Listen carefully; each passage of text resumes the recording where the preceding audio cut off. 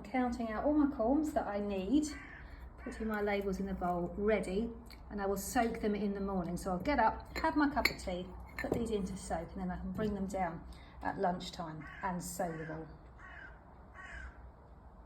Now been about 2.5 hours, and it always surprises me just quite how much they swell up once they've been soaked in water and rehydrated. No matter how fragile they were when they first went in, they really plump up very well indeed. Now you can, if you want to, pre-sprout your corms in vermiculite. It has water holding capacities which will keep the corms hydrated while they sprout. You can't, however, use perlite. That has no water holding capacity. I've actually recorded a video on the subject earlier if you want to go on and watch that. It's on my website. The vermiculite is dry.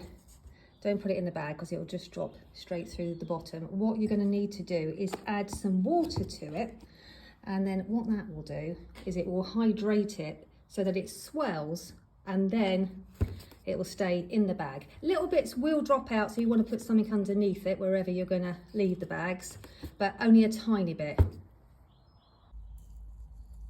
Don't make it too wet. Can you see all that water sitting at the bottom? So this vermiculite is going to be too wet to mix your corms with.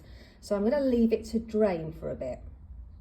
Tipped it out into this tray, just so you can see. Now, if you squeeze the vermiculite and water pours from it like this, it means it's too wet. So the quickest way to fix that is to add some more dry vermiculite. It's just like making a cake, isn't it? If your batter is too wet, add a bit more flour. Just gonna spend a few minutes mixing that all up, adding a little bit more if I need to. Yeah, that's looking much better now. So if I give it a squeeze, it holds together, but there's no water pouring out. And this won't be wasted. What I will do is, once all the corms are sprouted, I will reuse the vermiculite in and around my pots to mix with the compost all summer. Our corms are certified virus free, so there's no nasties that are going to be in there and then in this vermiculite. So I'm just going to put a couple of handfuls of vermiculite in my bag, and then my corms, don't forget your labels, put my corms in, and then I'll have a look and see if there's enough vermiculite or if I need to add a little bit more.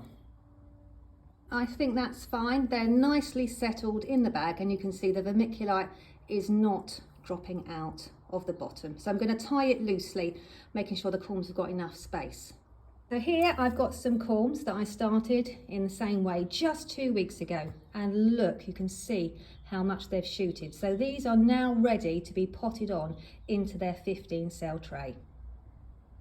You like to see some anemones I've started in the same way. If you're going to be growing them in pots, you can actually just at this point plant them straight into their pots. You do need to protect them for a little bit longer from the rodents, so maybe put them into 9 centimetre pots to start with, put them somewhere safe, and then you can move them on later. Just in case you don't have our bags, our red bags from our shop, these are the supermarket bags, so I thought I'll try one and see how I got on, and for the most part they work really well. I have noticed that they do hold on to the moisture more than the red bags do, so you do need to be careful that your vermiculite is not too wet, but otherwise they've worked a treat. And then just gently cover them over. Don't worry about covering them up completely, they will soon poke themselves back through. You have to be a lot more gentle when you've pre-sprouted your corms and then transfer them into the 15 cell trays than we did when we planted them straight after soaking. But as long as you're gentle, they'll be absolutely fine. And don't worry too much if the stems and the leaves get covered over a little bit with the compost. They will soon poke themselves back through again. Okay, just be really gentle. My plants are at slightly different stages because I staggered my sowing of the corms because I've got quite a few to do. It's much better to do them when you've got time. So the only difference between these ones here, which are all coming beautifully, these ones and these ones is about a week. So once they do get going, they get off to a flying start.